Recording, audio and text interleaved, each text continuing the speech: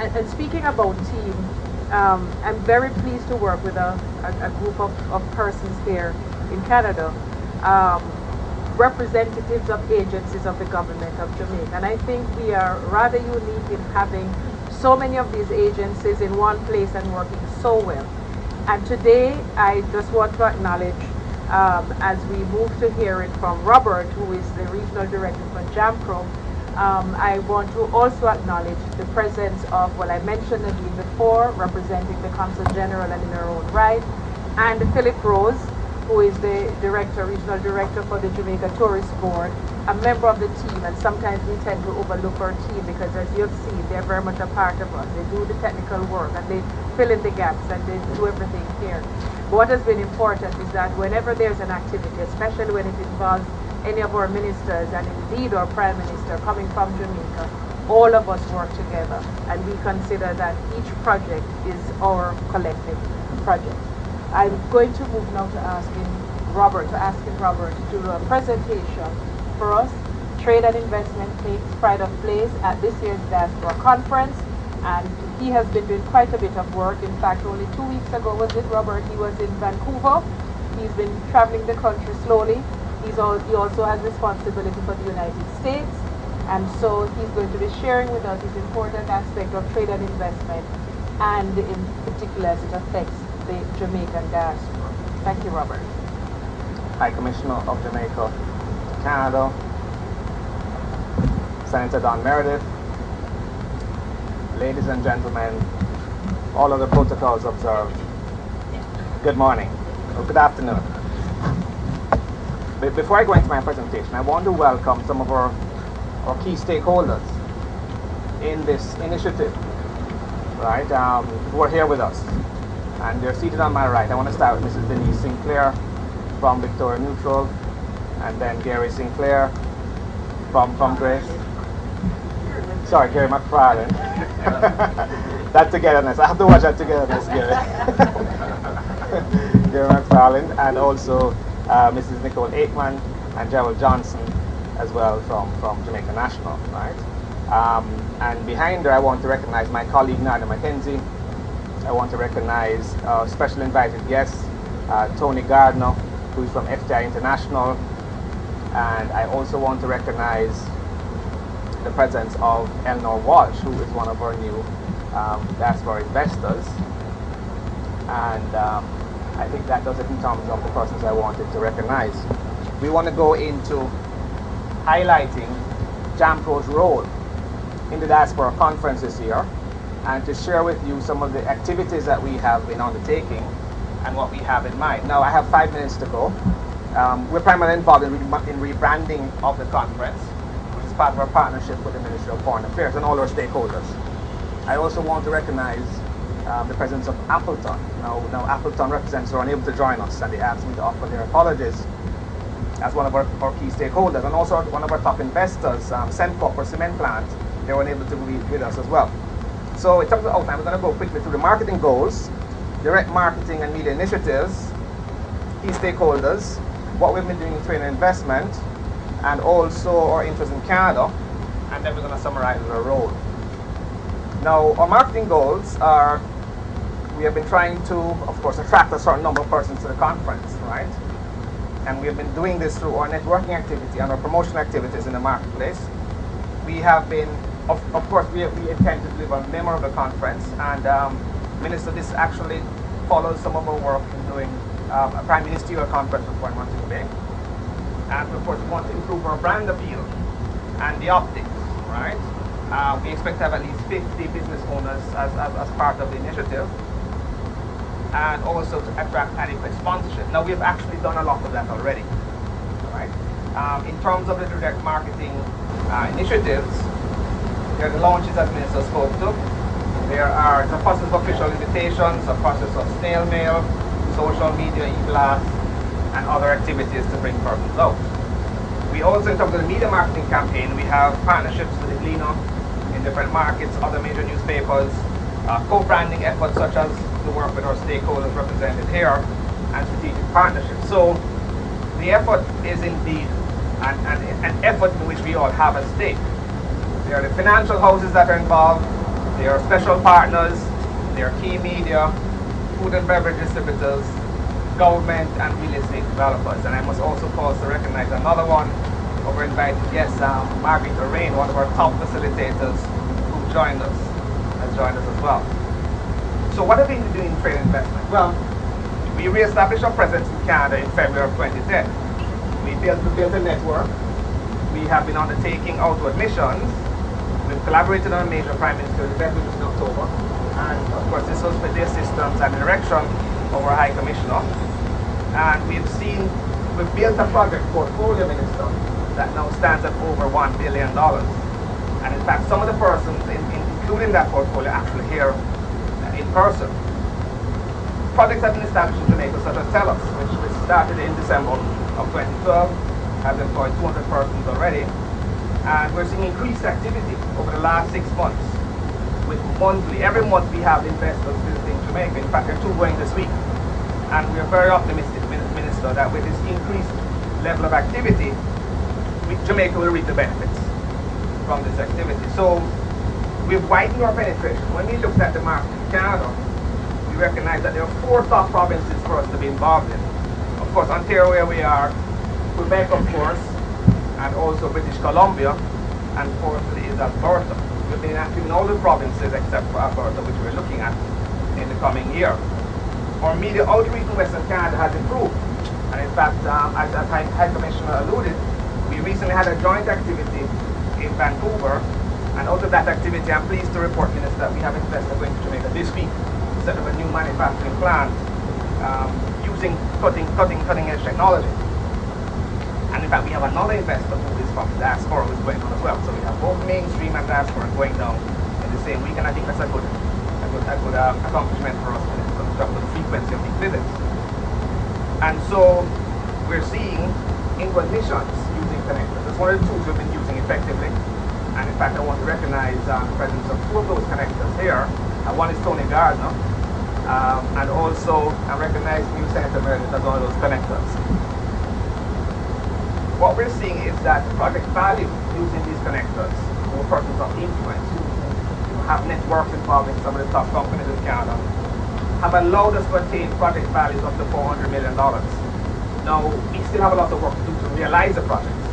But the fact of the matter is that these connectors have been instrumental and from within our community in helping us to galvanize the opportunities that exist and get these persons down to Jamaica, present the projects, and then of course we can facilitate them to fruition. Right? We also have contact with some of the top retailers like Loblaws. Now, one of the exciting things about a company like Loblaws companies is that when we're doing diligence and we look at a company with $30 billion in sales, we're very comfortable about their ability to pay. And so, when they say they want the product, we take it as a serious interest and we can take that back to our suppliers.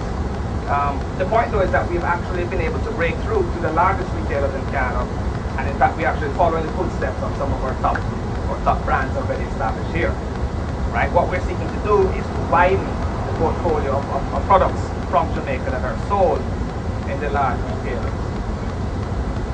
Now, we've also been looking at an opportunity to target, of course, and I just want to say a little bit about this, just to put it in context. Of course, target one of the top retailers in North America, and they recently entered the Canadian market. Now, their goal is to sell $6 billion worth of product in a fairly short time. Now, that growth alone, Minister, is actually sufficient to substantially increase our export levels. That one company coming into the market. What we expect is that there are several other retailers that are going to penetrate the Canadian market. And based on the lower retail density in Canada relative to the United States, right? So we're also working on long-term opportunities such as Pan Am 2050, and I know some persons here are also interested in that. Now I want to turn quickly to some of the areas of interest which you as members of our community have spoken to us about. We've heard about an interest in transportation infrastructure. Now, for example, our visitors arriving, how will they move from the Port of Palma to Kingston? How will they move to Duns River? There's an opportunity to provide buses and other types of transport for our visitors.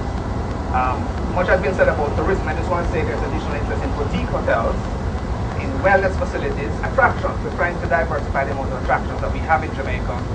Sports tourism, there's a group, for example, who wants to go and study You know, how is it that you've seen it run so fast? And I think there could be many such groups that could go, and it'll take a very long time to try and find out, unless they're having a lot of yellow yam, what the secret really is, right? But we know some of those secrets here. Now, importation and distribution of Jamaican products is a big opportunity area. And what we have found from talking to the top retailers is that while they've seen some Jamaican products, there's tremendous interest in getting a lot more.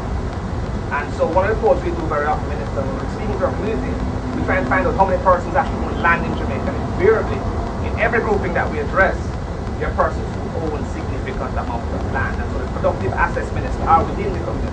That's one of the exciting things about working with our diaspora. Now, so distribution is an opportunity, and in fact, some persons are looking at very creative opportunities here. You know, they have found ways of going B2C, directly to the consumer, and then having established a market here, they are now securing the capacity in Jamaica. And we like the sustainability features of that approach. Now, we're also seeing interest in minerals, in agriculture, other areas of agriculture, and this includes returning residents looking to set up farms, to go into rearing, you know, pigs. And as you said, Minister, the import levels are significant and can justify that kind of investment. We're also seeing interest in manufacturing, engineering, automotive applications. Fashion, we've had investors setting up in fashion. Sauces, very creatively done.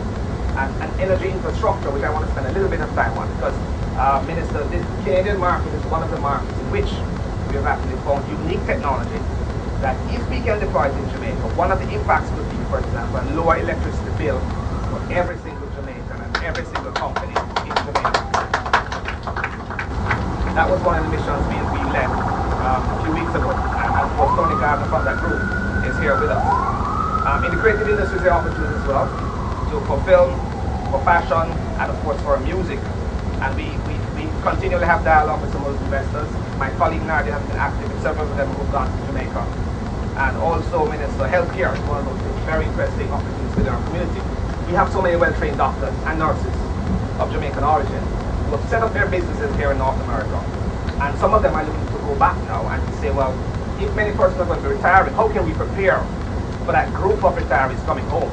And one way in which we can prepare is to have facilities that are appropriate and at the standard to which they are accustomed. And so we have persons who are going back in a few weeks to set up some of those operations. Real estate is another as well. And I must say one of the creative opportunities that members in the community have identified is to see how can you bring a model, a successful model such as the Hamptons model, to Jamaica. And if you could, what would it mean for all the persons who have residences that are not fully occupied throughout the year? It could be another source of income. We're excited about that. I don't want to divulge too much more about it. So in summarizing now, what is our role? Well, we provide access to trade and investment opportunities, provide access to information network, and so for example, an investor going down this week is actually going to do a joint venture with a Jamaican firm. That's part of the network that we've set up. Brokered investment and export opportunities. We have promoted entrepreneurship with Jamaica, mentoring for small business. We also look forward to receiving the vision from the members of the community here who have valuable ideas to share with us. Trade investment missions is something we're very excited about. We're looking to do more of those with the support of our High Commissioner and Consul General. And lastly, we've also adopted a tailored marketing mix. So what we have found is that members of our community, and in fact with our top professional co-chair Marjorie, we speak of aid and services. We found that in our community we have to vary that marketing mix, Minister, and to look specifically at how can we make ourselves more available to members of our community, whether they're going to call us at 10 o'clock in the morning or 2 o'clock at night, right? We have to make ourselves more available. And so that's something we've found ways of doing. Some of the persons we met recently are here today. And so without further ado, I want to thank you all for being here and say we're very keen to work with you and to realize all the opportunities from working with our diaspora. Thank you.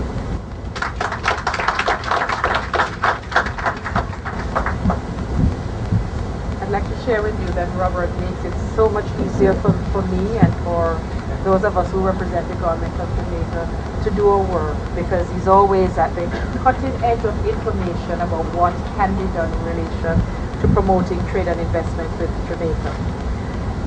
I want to thank you all for your patience. I know that the time originally allocated for this event is fast dissipating, I want to assure you that your flagging energies will be replenished at the end of this with the usual kind and wonderful treats from our service provider, and you all will recognize this particular touch when you go there. As you make your way out later, please take a moment to look at the product displays that are at the room there. Again, we want to thank our sponsors for always being with us, not just today. And I'd like now to introduce Senator Don Meredith, who spends most of his time in Ottawa, as he is required to do. But I want to say that in introducing him to you, which really is not a necessity, I just want to point out that his interest in his country remains unquestioned, and he has used his high office here to continue to throw spotlight on Jamaica and on CARICOM.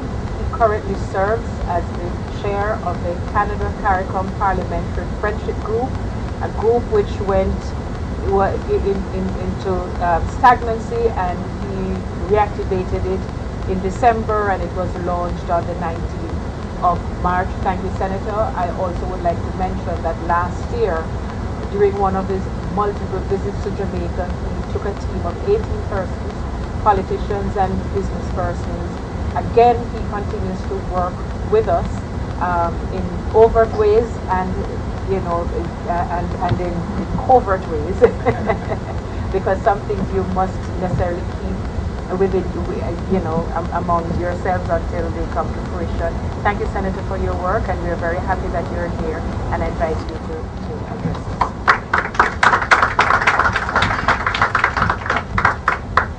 Thank you so much, Minister, High Commissioner, Consul General, in absence of Consul General, Ms. Mendez.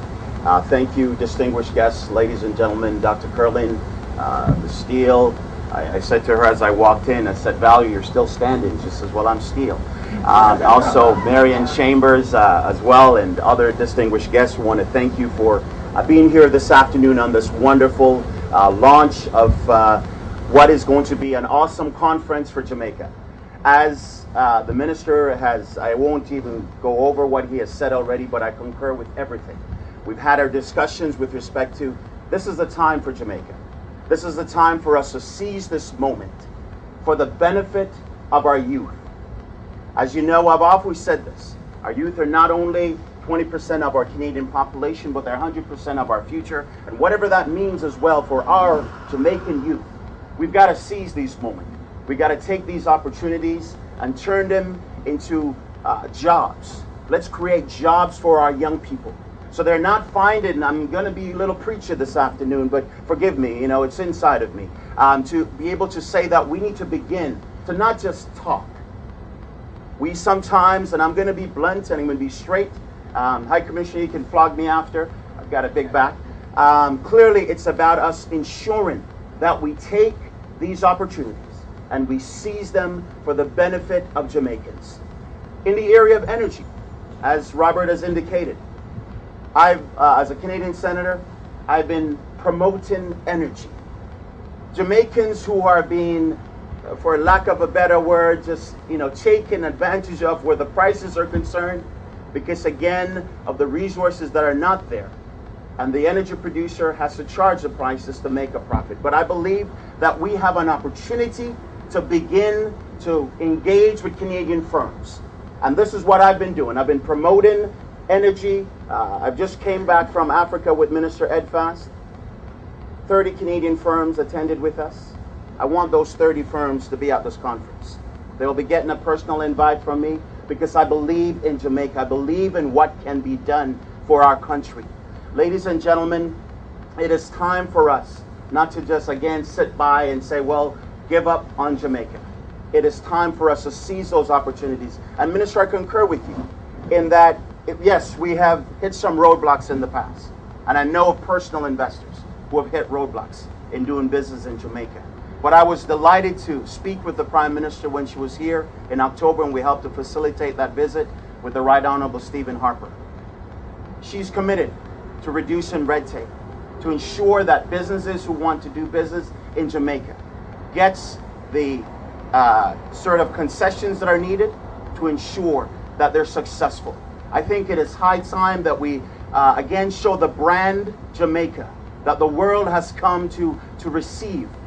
I was just in Taiwan recently, and I'm looking at how we can attract the Taiwanese government to come to Jamaica, put in a bullet train and call it not bullet but bolt, wrapped with the Jamaican flag. How about going from Montego Bay to Kingston in half an hour? Those are the kind of opportunities, again, as I travel the country and I see, I want to engage with. For the benefit, and High Commissioner, you said it, I've been biased to Jamaica. As a co-chair of the Canada Interparliamentary Friendship Group, I've made it my plan with the rest of my team to look at economic development in the Caribbean and how we do that. And I wanted to start in Jamaica. Jamaica is where everybody goes. Canadians are vested there. Pre-Confederation. We know what we can do. We know what we can deliver.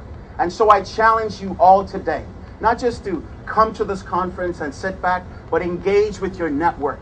I believe that if we can get 50 projects out of this conference, how many lives will be transformed on the island of Jamaica? How many jobs will be created on this island? I believe in it, and I encourage you to work with us. Right now, our government has committed $600 million since 2007 to the Caribbean. There's about $20 million in the area of energy that I'm specifically aware of. And I can assure you can probably collaborate on this even further with respect to us being able to say, Canada, we want to do this. Whether it be through CCC, whether it be through EDC, we have an opportunity to have joint ventures in the Caribbean to start projects. So let's not sit back. Please utilize my office.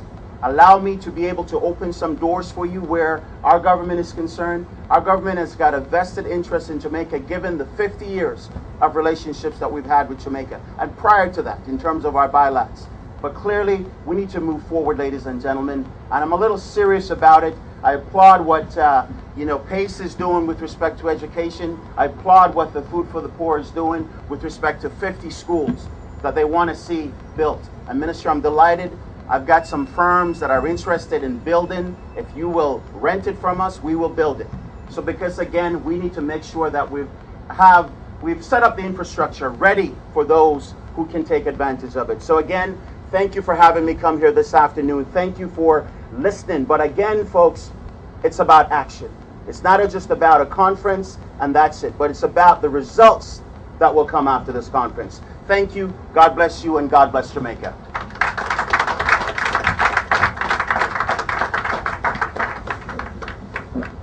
Every Jamaican that leaves the shore of Jamaica is a member of the diaspora.